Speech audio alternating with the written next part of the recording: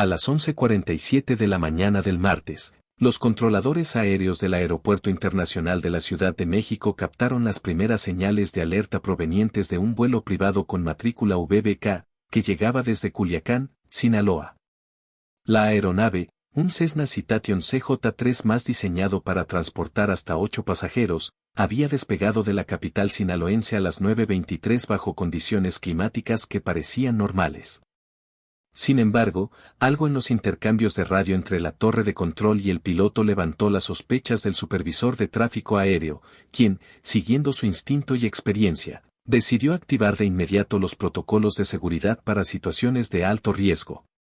Desde las 6:30 de la mañana, Omar García Arfuch, titular de la Secretaría de Seguridad y Protección Ciudadana, se encontraba en el aeropuerto supervisando personalmente una operación que había sido meticulosamente planeada durante 4 meses en el más absoluto secreto.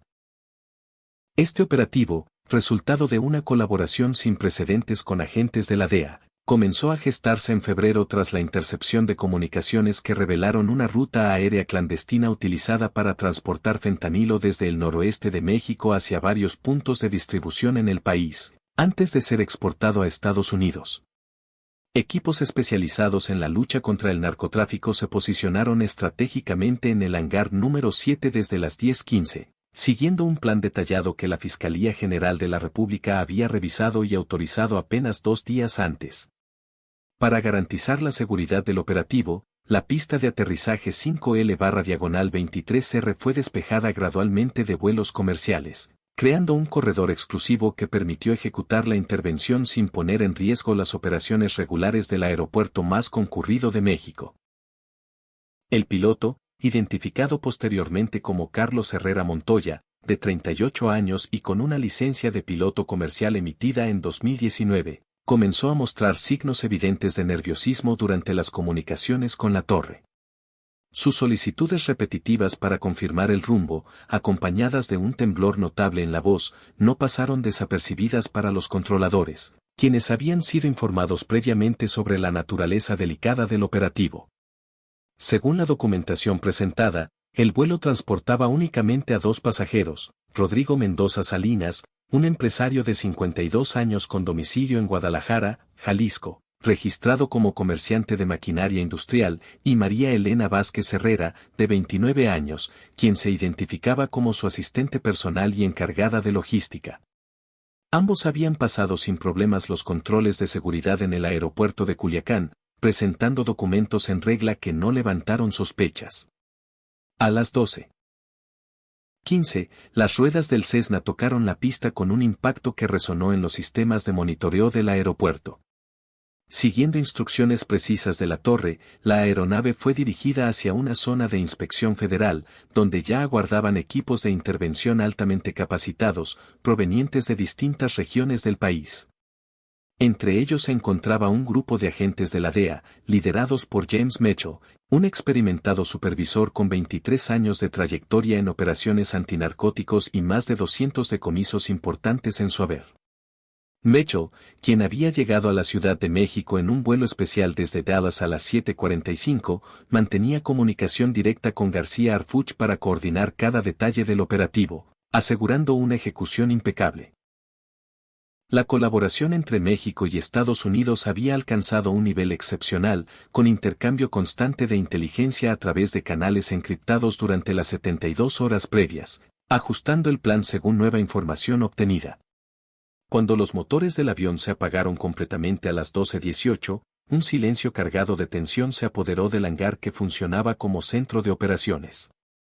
Equipos tácticos, equipados con chalecos antibalas y armas de asalto, se acercaron a la aeronave en formaciones ensayadas durante días. Cada movimiento seguía un protocolo riguroso, diseñado para minimizar riesgos en una operación que involucraba narcóticos extremadamente peligrosos. Carlos Herrera descendió primero, con las manos visibles y acatando las órdenes transmitidas por megáfonos. Su expresión, una mezcla de temor y resignación, fue notada por los agentes experimentados. Le siguieron Mendoza y Vázquez, quienes bajaron con movimientos cautelosos, manteniendo contacto visual con los elementos que los rodeaban. En ese momento, dos pastores alemanes entrenados, Rex y Bruno, comenzaron a ladrar insistentemente, señalando el compartimento de carga trasero. Equipos portátiles de rayos X ya habían detectado irregularidades en la estructura del fuselaje, y los ladridos de los canes confirmaron las sospechas que habían impulsado meses de investigación encubierta. La inspección inicial del compartimento reveló modificaciones no autorizadas, paneles falsos instalados con precisión profesional, creando espacios ocultos indetectables en revisiones rutinarias. Estas alteraciones, que sugerían la intervención de técnicos aeronáuticos especializados, indicaban una inversión significativa para adaptar la aeronave al tráfico ilícito. Agentes especializados de la DEA desmantelaron cuidadosamente los compartimentos, descubriendo 63 paquetes sellados al vacío, marcados con códigos utilizados por organizaciones criminales para rastrear envíos. Cada paquete contenía aproximadamente 2 kilogramos de una sustancia cristalina que pruebas de campo identificaron como fentanilo con 94% de pureza.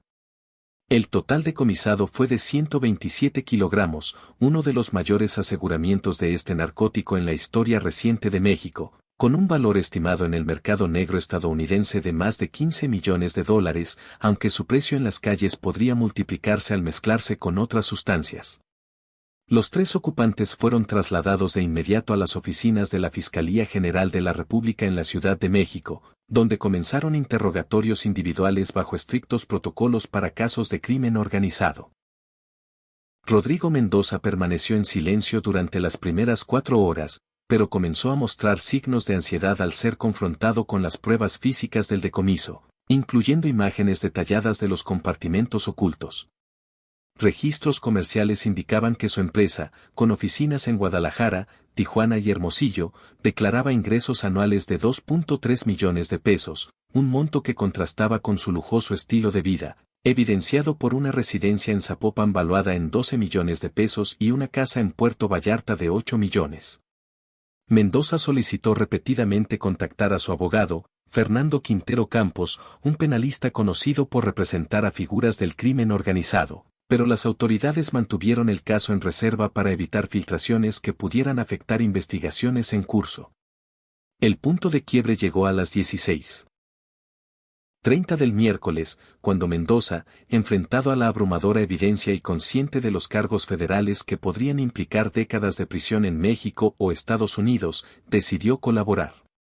Su confesión, grabada en video y audio, comenzó con una declaración impactante: durante 3 años y 4 meses, habían operado esta ruta aérea con la protección de una red de corrupción profundamente arraigada en el sistema judicial mexicano. En una exposición que se extendió por 6 horas, Mendoza detalló un esquema que involucraba a 4 magistrados de tribunales federales, 2 jueces de distrito especializados en crimen organizado, 3 secretarios de acuerdos y al menos 6 funcionarios menores. Entre los señalados estaba el magistrado Roberto Elizondo Garza, del Segundo Tribunal Colegiado en materia penal, quien habría recibido $500,000 mensuales durante 2 años para desestimar investigaciones sobre fentanilo mediante errores procesales fabricados.